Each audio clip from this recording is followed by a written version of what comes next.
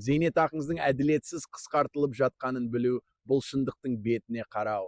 Сіздің қаншама жылдық еңбегіңіз ескерілмей, мардымсыз ақшаға қарап қалғаныңыз жүректі ауыртады.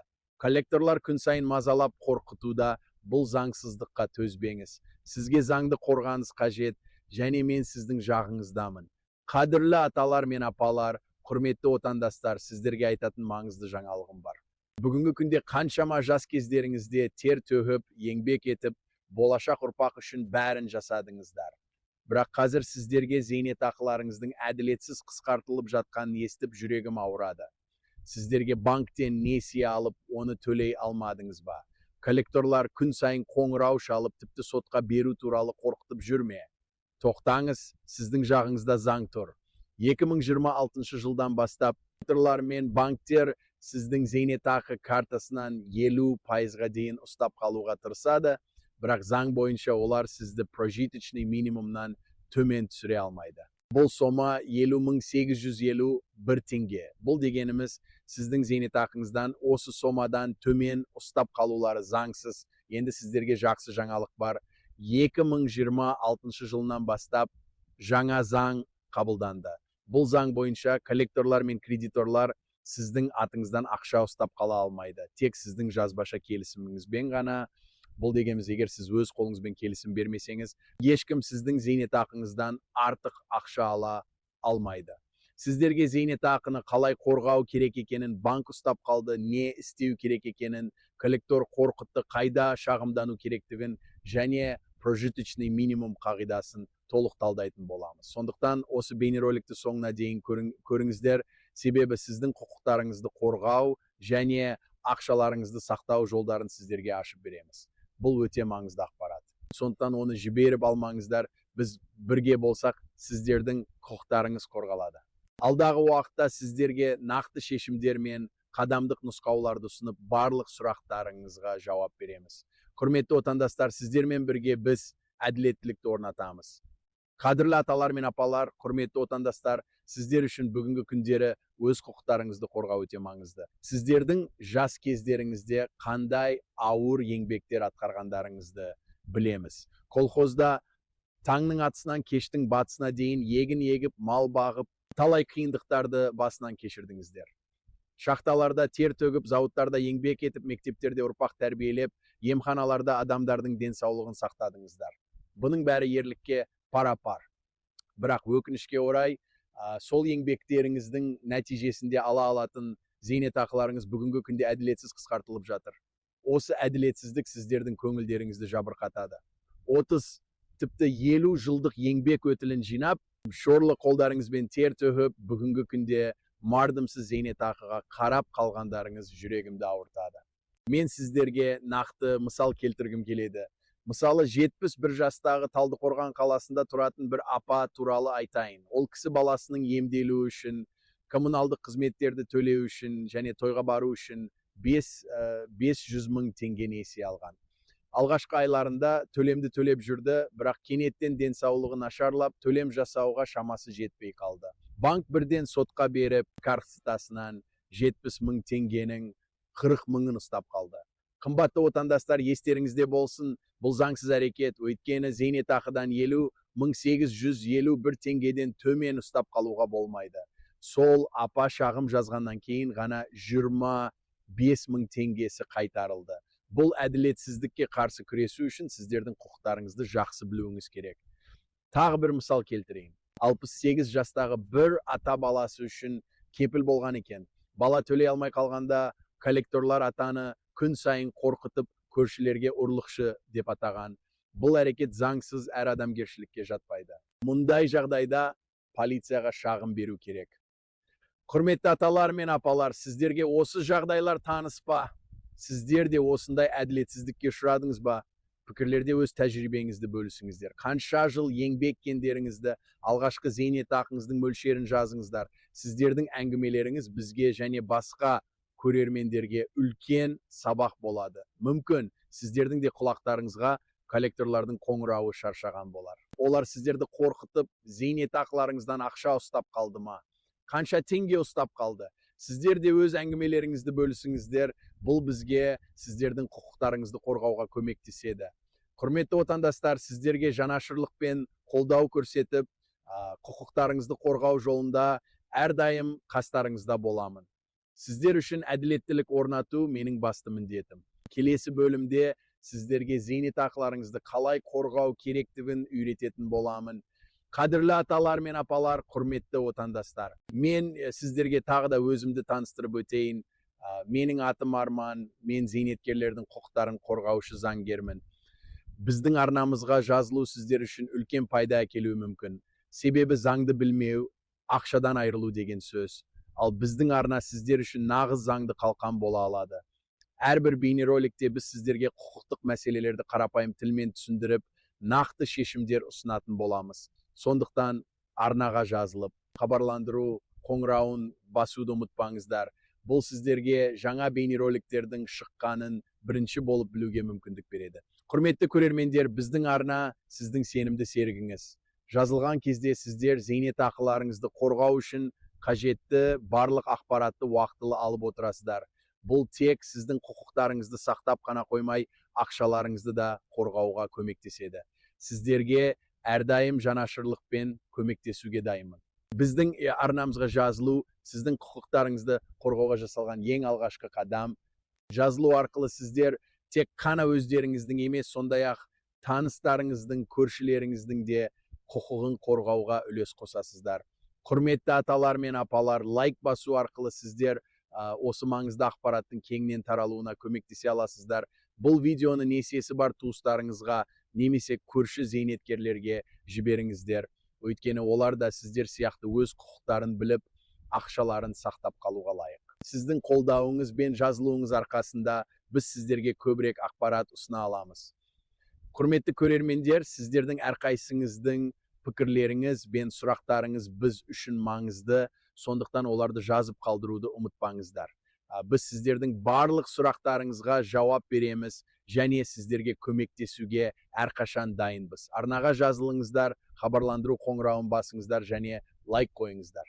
Бұл сіздердің құқықтарыңызды қорғау жолында маңызды қадам болады. Қадірлі аталар мен апалар, құрметті отандастар. Бүгінгі таңда біз зейнетке шығу туралы сөз қозғағанда, өткен күндермен салыстырғанда қаншалықты өзгерістер болғанын байқау қиын емес. Кеңес одағы кезінде зейнетке шығу үрдісі мүлде басқаша болатын. Ол кезде адамдардың көпшілігі зауыттарда, шахталарда, колхоздарда және мектептерде тұрақты жұмыс істеген. Бұл мекемелердің әрқайсысы өз қызметкерлерін зейнетке шығару үшін барлық қажетті құжаттарды өздері рәсімдейтін. Зейнетке шығу тек қана жұмыс өтілі мен жас мөлшеріне байланысты болатын. Бұл уақытта зейнетке шығу құжаттары 1-2 парақ қана болатын және ол құжаттарды жинау мен рәсімдеу оңайырақ еді. Әрине, кейде бюрократия кедергі келтіргенмен ол қазіргі кездегідей қиындық тудырмайтын. Тәуелсіздіктің алғашқы жылдары да зейнетке шығу үрдісі салыстырмалы түрде оңай болатын. Сол кезеңдерде елімізде көптеген өзгерістер орын алды. Бірақ адамдардың өмір сүру деңгейін қамтамасыз ету маңызды мақсат болды. Бұл кезеңде зейнетке шығу құжаттары бұрынғыдан күрделене түсті, бірақ цифрландырудың жоқтығы мен қарапайым жүйелердің арқасында адамдарға құжаттарды жинау мен оларды тапсыру оңайырақ болды. Құжаттарды архивтен алу, оларды тексеру және зейнетақы рәсімдеу іс жүзінде адамдарға белгілі бір деңгейде қиындық туғызса да, ол қазіргі кездегіден әлдеқайда жеңіл болатын. Ал енді қазіргі жағдайға келер болсақ, цифрландыру мен жаңа технологиялар біздің өмірімізді жеңілдету керек деп ойласақ та, шындығында бұл үрдіс кейде керісінше әсерін тигізеді. Қазір зейнетке шығу үшін көп құжат цифрлық форматта тапсыру қажет. Бұл бірінші кезекте цифрлық сауаттылықты талап етеді, ал көпшілік зейнеткерлер үшін бұл үлкен қиындық туғызады. Электрондық құжаттар, электрондық цифрлық қолтаңба алу, оларды дұрыс пайдалану, мұның бәрі зейнеткерлердің жүйкесін жұқартады. Оған қоса, қазір бюрократиялық жүйе бұрынғыдан да күрделеніп кетті. Құжаттардың жоғалуы, оларды табу үшін қайта-қайта өтініш беруге тура келуі, кейде бір құжат үшін бірнеше мекемеге бару қажеттілігі, бұлардың барлығы зейнеткерлердің өміріне қосымша қиындықтар тудырады. Қадірлі аталар мен апалар, бұл жағдайлар сіздерге таныс болар. Бұрын біз бір ғана өтінішпен зейнетке шыға алатын болсақ, қазір бірнеше кезеңнен өтуге мәжбүрміз. Бұл жағдайға цифрландыру ғана емес, бюрократияның артуы да әсер етуде. Бұрынғыдай бір мекемеге барып, барлық мәселеңізді шешу мүмкін емес. Қазір әрбір құжатты әртүрлі мекемеден алу керек, бұл уақыт пен күшті талап етеді. Мұндай жағдайлар кейде зейнетке шыққысы келетін адамдарды шаршатып, оларды зейнетке шығу туралы ойдан бас тартуға да мәжбүр етеді. Енді осы қиындықтарды шешу жолдарын қарастырайық. Біріншіден, цифрлық сауаттылықты арттыру қажет. Бұл үшін арнайы курстар мен семинарлар ұйымдастырып, зейнеткерлерге қажетті білім беру керек. Екіншіден, мемлекеттік органдардың қызмет көрсету сапасын жақсарту қажет. Құжаттарды рәсімдеу үрдісін жеңілдетіп, бюрократиялық кедергілерді азайту маңызды. Үшіншіден, архивтік құжаттарды сақтау мен пайдалану жүйесін жетілдіру қажет. Бұл құжаттардың жоғалу мәселесін шешуге көмектеседі. Құрметті отандастар, сіздердің құқықтарыңызды қорғау біздің басты міндетіміз. Біз барлық қиындықтарды ескеріп сіздерге көмектесуге дайынбыз. Өткен күндердегі жеңілдік пен қазіргі кездегі қиындықтарды салыстыра отырып, біз сіздерге нақты шешімдер ұсынуға тырысамыз. Сіздерге әрқашан қолдау көрсетуге әзірміз. Қадірлі аталар мен апалар, құрметті отандастар, бүгінгі талдауымызда сіздерге зейнетақы және несие мәселелері бойынша маңызды заңдық қорғаныстарды түсіндіргім келеді. Әрине, сіздер көп жылдар бойы еңбек етіп зейнетке шықтыңыздар. Енді сол еңбегіңіздің жемісін толықтай пайдалану құқығыңыз бар. Бірақ та өкінішке орай, кейбір жағдайларда банктер мен коллекторлық агенттіктер сіздердің зейнетақыларыңыздан заңсыз ұстап қалуға тырысады. Сондықтан сіздердің құқықтарыңызды қорғау үшін біз заңды талдап, нақты қорғаныс механизмдерін қарастырайық. Біріншіден, негізгі заңнамаға тоқталайық.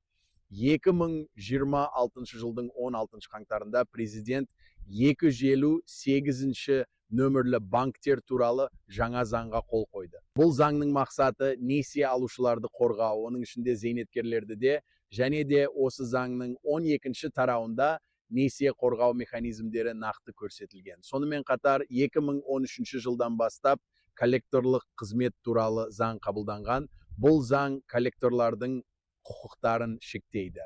Ең басты қорғаныс механизмдерінің бірі прожиточный минимум қағидасы. Бұл дегеніміз 26 жылы зейнетақыдан ұстап қалынатын сомадан кейін міндетті түрде 1851 теңге қалуы керек. Бұл сома сіздің ең төменгі өмір сүру деңгейіңізді қамтамасыз ету үшін қажетті қаражат. Яғни сіздің картаңыздан ақша ұсталса да, осы сома міндетті түрде қалуы тиіс.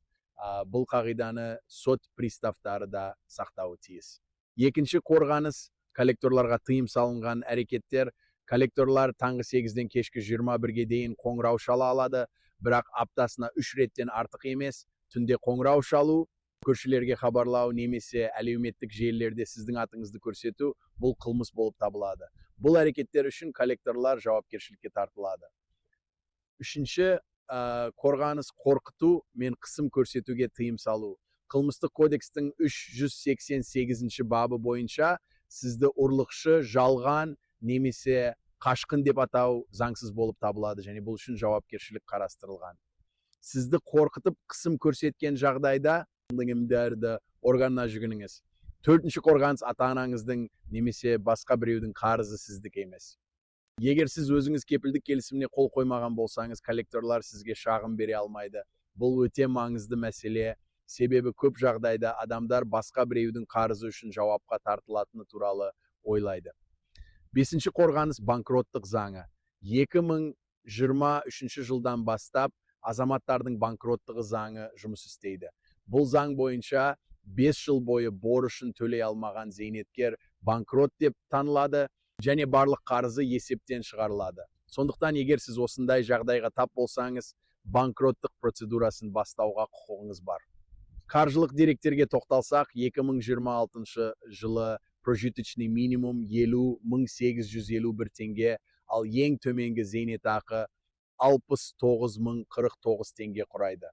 Бұл деректер әрбір зейнеткер үшін ең маңызды. Себебі сіздердің құқықтарыңыз осы көрсеткіштермен тікелей байланысты. Құрметті отандастар, бұл заңдар сіздердің құқықтарыңызды қорғауға бағытталған. Сіздер өз еңбектеріңізбен тапқан зейнетақыларыңызды толықтай пайдалануға құқығыңыз бар. Ешкім де сіздердің зейнетақыларыңызды заңсыз ұстап қала алмайды. Ендеше, егер сіздер осындай жағдайға тап болсаңыздар, заңды қорғауларды қолдануды ұмытпаңыздар. Біз сіздерге әрдайым қолдау көрсетуге дайынбыз. Қадірлі аталар мен апалар, енді сіздерге нақты қадамдық нұсқау ұсынамын. Бұл нұсқаулық сіздердің зейнетақыларыңызды қорғауға және коллекторлық қысымнан сақтауға көмектеседі. Бірінші қадам банк картасын қорғау. Егер сіз зейнетақыңызды банк картасы арқылы алатын болсаңыз, картаны зейнетақы картасы деп белгілетіңіз. Бұл үшін банкке арнайы өтініш жазуыңыз қажет. Өтініште менің кірісім тек зейнетақы, прожиточный минимум сақталсын деп көрсетіңіз. Заң бойынша банк бұл өтінішті қабылдауға және жүзеге асыруға міндетті. Осылайша сіздің зейнетақыңыздан заңсыз ұстап қалуды шектеуге болады. Екінші қадам коллекторлық қоңырауларға жауап беру. Коллектор қоңырау шалған жағдайда ол сізге ресми түрде жазбаша хабарлама жіберуге міндетті. Қоңырау кезінде оның аты жөні, ұйымның атауы және борыштың нөмірін сұрауды ұмытпаңыз. Егер ол бұл ақпараттарды беруден бас тартса, немесе сізді қорқытса, 102 нөміріне қоңырау шалып, полицияға шағымданыңыз. Бұл жағдайда қоңырауды жазып алу өте маңызды, себебі ол сіздің дәлеліңіз болады. Үшінші қадам зейнетақыдан заңсыз ұстап қалу жағдайы. Егер сіздің зейнетақыңыздан заңсыз ақша ұстап қалса, банкке жазбаша арыз беріңіз. Арызда прожиточный минимум сақталмады, заңсыз ұстау қайтарылсын деп көрсетіңіз. Банк бұл арызды 10 жұмыс күні ішінде қарауға және жауап беруге міндетті. Егер жауап бермесе, немесе қанағаттанарлық жауап алмасаңыз, онда AFER-ге, яғни қаржы реттеу агенттігіне шағымданыңыз. Төртінші қадам. Борышсыз бола тұра коллекторлар мазаласа, егер сізде борыш болмаса, бірақ коллекторлар қоңырау шалып мазаласа, несие бюросына барып, кредиттік тарихыңызды тексеріңіз. Мұны 1414 нөмір арқылы тегін анықтамамен жүзеге асыруға болады. Егер сіздің атыңызға заңсыз несие рәсімделген болса, банкке талап арыз жазыңыз, қажет болса, сотқа жүгініңіз. Бесінші қадам банкроттық бағдарламасына жазылу. Егер сізде 5 жылдан астам уақыт бойы төлей алмайтын борышыңыз бар болса, банкроттық бағдарламасына жазылуға құқығыңыз бар. Бұл үшін ЦОН арқылы өтініш беріңіз. Қажетті құжаттар: жеке куәлік, барлық несиелер тізімі және табыс анықтамасы. 1414 нөмірі арқылы сіз қаржы мәселесі бойынша кеңес ала аласыз, ал 109 нөмірі әкімдіктің анықтамасы үшін пайдаланылады. АКПК ресми сайтында борыш калькуляторы бар. Ол сізге қаржылық жағдайыңызды бағалауға көмектеседі. Құрметті отандастар, бұл қадамдар сіздердің құқықтарыңызды қорғауға және зейнетақыларыңызды сақтауға көмектеседі. Егер сіздер осындай қиын жағдайға тап болсаңыздар, қорықпаңыздар, жоғарыда айтылған қадамдарды орындаңыздар және заңды түрде қорғаныңыздар. Біз әрқашан сіздерге қолдау көрсетуге дайынбыз. Сіздердің құқықтарыңыз бен зейнетақыларыңыз біз үшін маңызды. Қадірлі аталар мен апалар, құрметті отандастар, осы сәтте біз өзіміздің зейнеткерлеріміздің құқықтарын қалай қорғай алатынымызды және банк пен коллекторларға қарсы қандай шаралар қолдану керектігін түсіндіріп өттік. Ең бастысы сіздердің зейнетақыларыңыз, сіздерге тиесілі еңбекпен тапқан қаржы, оны заңсыз иемденуге ешкімнің құқығы жоқ екенін тағы да еске салғым келеді. Біз бүгін сіздермен бірге зейнетақыларды қорғаудың негізгі жолдарын, коллекторлық қысымнан аулақ болудың тәсілдерін, сондай-ақ банкроттыққа қалай жазылуға болатынын талқыладық. Енді сіздерде нақты қадамдық нұсқаулар бар, оларды қолдану арқылы зейнетақыларыңызды қорғауға және өз құқықтарыңызды сақтауға болады. Осы мәселелерді қорытындылай келе, сіздерге тағы бір сұрақ қойғым келеді. Осы заңдардың сіздерге пайдалы болатынына сенесіздер ме? Зейнетақыларыңызды қорғау үшін қандай қадамдар жасайсыздар? Бұл сұрақтарға жауапты пікірлерде қалдыруларыңызды сұраймын. Бұл пікірлер сіздерге ғана емес, осы видеоны көріп отырған басқа да зейнеткерлерге пайдалы болуы мүмкін. Сонымен қатар біз сіздердің пікірлеріңіз арқылы қандай мәселелерге көбірек назар аудару керектігін түсінеміз. Құрметті көрермендер, біздің арнаға жазылуды ұмытпаңыздар, қоңырауды басып лайк қойыңыздар. Бұл бізге әрі қарай ақпарат таратып, сіздердің құқықтарыңызды қорғауға көмектеседі. biz sizlerмен birge bolamız және sizlerдің мәселелеріңізді шешуге, бұл вишіге әрқашан дайынбыз. Бұл видеоның несиесі бар таныстарыңызға, көрші зейнеткерлерге жіберіңіздер. Олардың жанында да қорғаныс бар екенін білсін. Мен Арман, сіздердің заңгеріңіз, сіздердің құқықтарыңыз мен үшін аса маңызды, және мен сіздерге әрқашан көмек көрсетуге дайынмын. Қорықпаңыздар, заң сіздердің жағыңызда. Біз бірге сіздердің құқықтарыңызды қорғаймыз. Сіз жалғыз емессіз. Келесі бейнероликте кездескенше сіздерге барлық жақсылықты тілеймін. Зейнетақыларыңыз бен құқықтарыңыз әрқашан қауіпсіз болсын.